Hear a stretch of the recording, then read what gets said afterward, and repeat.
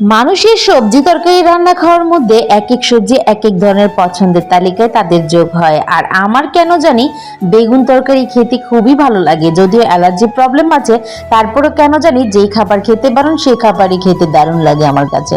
তো আসসালামু আলাইকুম এভরিওয়ান, সবাই কেমন আছেন? আই হোপ আলহামদুলিল্লাহ আপনারা সবাই খুবই ভালো আছেন। তো স্বাগত জানাচ্ছি আমার মিসেস জয়রোজ ড্রিম পেজে।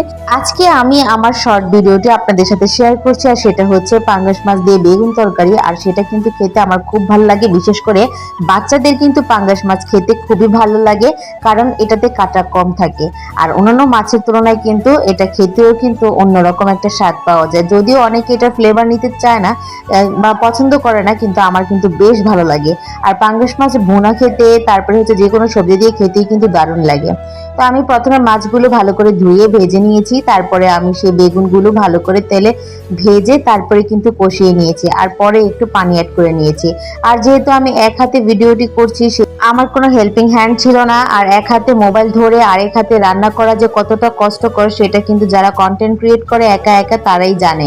তো আমার রান্নাটা কিন্তু প্রায় অলমোস্ট হয়ে যাচ্ছে, আর এটা ভালো করে যত কষিয়ে নিব ততই কিন্তু রান্নার স্বাদ বাড়বে। আর আমরা যেহেতু দুজন মানুষ তাই কম পরিমাণে তরকারি আমি রান্না করি, আর অনেকে আছে যে একবেলা রান্না করে দুবেলা খাওয়ার একটা অভ্যাস আছে, কিন্তু আমার পরিবারে আমি প্রতি বেলায় বেলায় রান্না করি, আমার এক বেলা রান্না করি দুবেলা খাওয়ার অভ্যাসটা নেই বললেই চলে। আর অল্প পরিমাণে রান্না করি যাতে একবেলা দুজনের খুব ভালো মতো যাতে খুব হয়ে যায়। আর পরপর কিন্তু আমার তরকারিটা ফাইনালি হয়ে গেছে, আর তারপরে আমি এর মধ্যে একটু জিরা অ্যাড করে দিয়েছি, যেহেতু ধনেপাতা ছিল না, আর মাছগুলো দিয়ে কিন্তু রান্নাটা তৈরি হয়ে গেল। তো পুরোটা ভিডিও না টেনে আমার রান্নাটি কেমন হয়েছে বন্ধুরা সেটা না টেনে কিন্তু অবশ্যই পুরোটা ভিডিও দেখে কমেন্টে জানাবে। আর আজকে এ পর্যন্ত, সবাই ভালো থাকবে, আল্লাহ হাফিজ।